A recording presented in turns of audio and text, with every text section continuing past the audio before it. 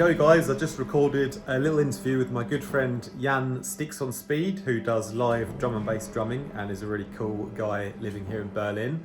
And because I'm a professional, I messed up the audio recording. So the first half, the sound quality is a bit lower, but halfway through, I remembered to actually hit record on the mic and the sound quality improves. But I hope you will enjoy the little interview we did. So this is Jan STIXONSPEED. How you doing today, bro? Sure, nice. Yeah. So yeah, I wanted to just ask a bit about your live show experiences recently, because I see you're quite busy these days. Right? What was the last show you played then? Was that Belgium? It was my last show was in Cottbus. It was here in East Germany. A party, techno. Yeah. It's drum bass party. Yeah. Okay. 2 floors, and it was really nice. Young audience and good energy. Yeah, nice. Do you always play like at drum and bass parties, or are you sometimes like the only drum and bass act on the night? Yeah, I'm really playing very often at drum and bass parties where just drum and bass DJs are performing and playing. Yeah. But in the last year, I really see that there are more parties coming up which have, here in Germany, a big techno floor and a little drum bass floor. Okay. Yeah. So that the techno parties, the established techno parties, try to involve drum bass to their parties. Yeah, sure. But you're more than just a drum and bass drummer, though, obviously, because you play in like the swag jam, and like you're just a talented drummer all around, aren't you? I come from the hip hop.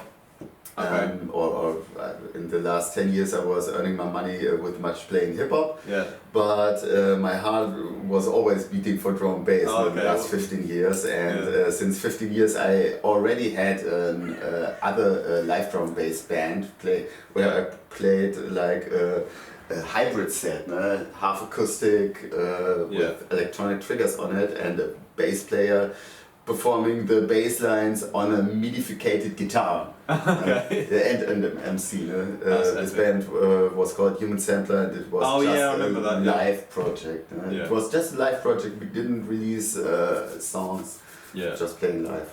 Did you ever play in Mauer Park? Yes, I played in Mauer Park. I think that's maybe where I first ever saw you, like when I first came to Berlin, like years ago. This was when I started my STIXONSPEED band project. Did that help you get more like followers or no, audience? I was playing in Mauer Park 2017. This was my first gigs before I had any gigs on a party or something on stage. I was doing street music, and I started this project with street music because I wanna practice, get a routine and practice the spider pedal technique. Yeah. So what is the spider pedal technique? This is a special drum technique for my feet. Yeah. Normally a drummer plays the pedal with the foot. No? Yeah. One pedal with the foot. Bam, bam, bam. Yeah. And the spider pedal technique is a heel-toe technique, so you can play. Oh, my socks are a little bit fucked up. Because of playing the spider pedal technique, I'm using very much the heel. Right, okay. So it's bass drum on both sides, though. You have 2 pedals, and I'm playing the 2 pedals with one foot. Yeah. The heel plays one pedal and the toe plays one pedal, and so I'm able to play rhythms with one foot, like polyrhythms or linear rhythms. Yeah. How long did it take to get good at like the really complex polyrhythms? Like, I really trained it so much. Was it something that you thought that you had a bit of a talent for, or was it like you really had to like put hours and hours to get good at it? You know. What is talent? I think in general talent is really a word which don't shall use. Everything comes from much work. Hard work. Everything, hard work, agree. or I think talent. Yeah. I agree. No, Sometimes I agree. it makes something little bit easier. Yeah. If you have talent. Yeah, something. but mostly about the always the hard work. training. Yeah. Yeah. That's cool. And so were you doing? It was hard work. Did you do the spider pedal technique while you were still street performing? Were you already doing that when you were street performing, like in Mauer Park and that? Were you already doing like the spider pedal technique then as well? Yeah, I was doing I trained it before, years before, and then I checked it out. I used it for other rhythms or for other stuff, like in my hip hop band, for easiest things. Yeah. And then I get the idea of having a special rhythm construction between my right leg, left leg, left hand, right hand. And the concept is, as I play 4 pedals with the foot, and that I have one drum set on the right side and one drum set on the left side. And so... like 2 drum sets you're playing? Yeah, I'm playing 2 drum sets at the same time. And this... I have the idea of when the DJs in the old times mixing two turntables, 2 tracks, they get the bass line because of EQing the bass line of that track and the lead synths of that track, but always there are 2 drum beats playing from the both. And so the drum bass sound for me in the old days was always like very busy, full, 2 drummers playing a groove, and that's to me the drum and bass sound, so it's much busy. Like you're trying to match 2 tracks on 2 different kits at the same time. How do you do that with your body? Like there must be so many things going on. Independence training for a drummer. Yeah. And then in the old times, one main set was a concept that I play with the right side, as a right foot, right hand, the main drums, and with the left foot and the left hand I play the aiming break. And in the newer days, like which is not an easy break to play. Yeah. And in the then after a few years I just played topping loops with the left side. Like the topping is sizzle things. Yeah, like a little shaker and tambourine. Stuff. And then I figured out some samples which fit to this side. What was the moment where things changed when you went from street performing to like playing in big clubs and stuff like that? Was there like one moment or one gig that changed it all? Or was it just slowly getting more sort of... Yeah, I started with street performing, and then I played with my hip hop band at a festival of another band, organized by a big band, ART1FACT. Yeah. And I asked them, hey, I'm playing with my hip hop band there, but I have a new project. I have my STIXONSPEED project. Can we do an after show party? I hear that you do an after show party for this festival. Yeah. Can I play at this after show festival party? And because of knowing these guys very well, because I subbed for this big band also as a sub drummer years before, they were saying, come with your STIXONSPEED set. And then I was playing there at the after show party, and it was really the easy sound there. It was not so complex like I do it now, but it rocked the party. And the singer, the rappers were performing. Also, they hear the sound and grab the microphone and we do a jam and make a big thing. And then they had a big tour over Germany 3 months later, and they asked me, hey, we really loved what you do there. Cool. Can you do support act for our tour? What is goodbye tour? Also auf like the farewell tour. Farewell tour, farewell tour because they split, and so it was a really big tour. And with 26 dates, and this was my first. I get from the street gigs to the big stages, no? Directly in the first time. That was cool. Really awesome, and every venue was like sold out, and from 2,000 people, and the biggest was like 12,000 people, no? And was always doing the 50 or 45-minute support set. Okay. And I figured out I did it in that way that I get the acapellas of the songs of the band. Yeah. And do remixes in reggae drum and bass style, because this band was more in the ska, reggae, hip hop, drum and bass punk scene. Yeah. And so I did all the songs of them remixing on 178 BPM with reggae drum and bass style, raga drum and bass style. Do you always play at 178? Is that your thing? Like, yeah. That's 178. That was. Yeah. With Human Sampler, we always played. So was there other people in Human Sampler then? There was another musician in Human Sampler. Yeah. We were a guitarist. Yeah. Me as a drummer and an MC. Three people. We're a 3-piece band. Yeah. And there we played always 180 BPM. Just 2 BPMs. Yeah. And this was also interesting when I talked to the Belgium guys. No? Yeah. They always, or they really play, as we were talking about BPMs, and they always play like 182, sometimes 184. That's too fast for me.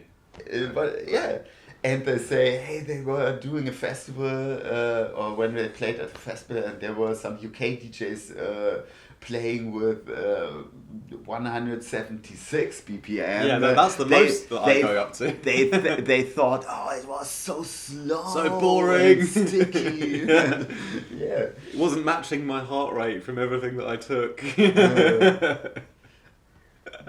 So I think, and when I was playing at this Criticals party in Ghent, really.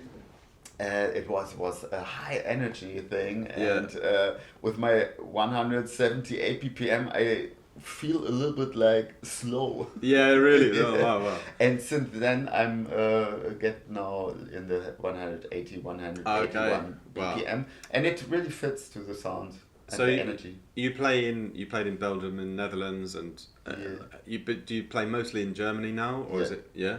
But Netherlands also I get new bookings, and I think the Netherlands love my sound, and I hope to play more in the Netherlands. Nice. It's really. Have you played outside of Europe as well? Have you played in any weird places like outside of Europe? The weirdest was I was playing in Paris, 2018. On an illegal party in the dungeons there, and it was really rough. I was flying in with a plane, and said to them, "Hey, I get my equipment, but I need 2 snare stands of you." Yeah. And they forgot to bring me 2 snare stands, and I can play with the 2 snare stands. So. I was looking around, what can I do, and get me a table, turn it around so that the leg of the table was in the air, and I do the pads on it with very much gaffer tape, and they brought me then an emergency other one stand, which was really too high, but I fixed it with very much gaffer tape. That's always the best way to fix it. And then in the night I was playing like 3 o'clock to 4 or 4:30, and after it was a DJ, and then the police come and crash the party, and they say, okay. We confiscate everything. But if you are out here of this dungeon in 15 minutes, we won't take your sound system. Okay, give you a so little they time were, limit. and everyone, all the Undo the people gaffer and the tape. puppies, and they were really rushing to get their sound system safe, getting it into a van. And the driver, which shall drive me on 7 in the morning to my plane, to the airport, has to drive now the truck. And this was more important, so they say to me, "Hey, we get you here a guy," and he was really drunk, the guy, and he cares that you get an Uber to the airport. Okay. And then he didn't get an Uber. No? There was no Uber coming, and my plane. I would hate that. I would be and it was in tripping out. before the Christmas time. Next day, I have to get to my family. No? Yeah, I get to the airport like 2 or 3 hours early because I'm so paranoid about missing my because I've had so many cancellations and missed flights. Like I never want it to happen again. So I'm always there super early. And if there's anything that's like stopping me getting to the airport, I get like super stressed out. Like in that situation, I'd be dying, bro. Yeah, I would be dying. Hey, we don't get an Uber, and then I say to her, "Hey, you have a car, no? You have a car? Yes, but I cannot drive. I'm drunk. I will drive, no? And then, but I cannot drive back from the airport. That's your problem, bro. That's your problem. No? And then I really, I was driving through Paris in the morning, like 6 o'clock in the morning, and with a drunk guy on my side, no? And really. Rushing them. Through Paris as well is not easy. I get the plane, and the guy told me that he slept then on the airport. I would hate that, bro. I would hate that. This was funny. What was there one gig that was like your favourite, like the best, like the coolest show you've played at? The most exciting thing was to me. As I told you, when I played this support with the tour band, the last gig of this band was a farewell gig with 12,000 people, and I was playing in front of 10,000 people in the beginning. Oh wow! Yeah. And it was like huge. And when I say, "Hey, put your hands in the air," and everyone was putting hands in the air, I really feel like a rock star. And this was the most big thing I did in my time. Oh, that's so cool. Yeah. That's so cool. Alone in the front of 10,000 people. Mate, I don't know. Just doing drums, no? Yeah. I think it's so cool, like, because I think people like hear what they see, like what they see, like makes you kind of hear things differently in a way, So the whole live drumming, like because it just looks so much better. People just get into it more. It looks a lot better than DJing. Because DJing is quite like everyone's seen a DJ. It's not that special. It doesn't look amazing. Like they can play good tracks, but it doesn't look that great. Compared to like live drumming. Like it just looks good, and you just get into it more, and then you enjoy the music more because it looks cool. Yeah, I also. There was a story when I played with a complete other thing. I played with my band Rotfront, always concert with Balkan beats, and the people dancing and pogo and blah blah blah blah. And then we played one gig where we have visuals in the back. Yeah. Really interesting. It was like an art thing, and it was the first gig that the people in the front were not dancing and pogoing like we are used, like we know it from our audience. They were just watching. They were watching like on the screen. like TV, Yeah. And sometimes, and we did high energy, and they were like moving but watching. Okay. And sometimes I feel a little bit like the people are really watching very much what I'm doing. Well, but not losing. Why? Yeah, they are always dancing, but. They're watching more than at a DJ set where they also can close their eyes and just dance. This is an interesting effect if you're doing too much visual on the stage. People are also looking more and take attention. And this is good, but but it's another thing, I think. All right, bro. Yeah, no, it's awesome. So awesome. I wouldn't say that it's not interesting to DJ sets, because they have another energy. Yeah. Okay. The people can leave their eyes, or how can I say it? They can it makes sense. more concentrate on.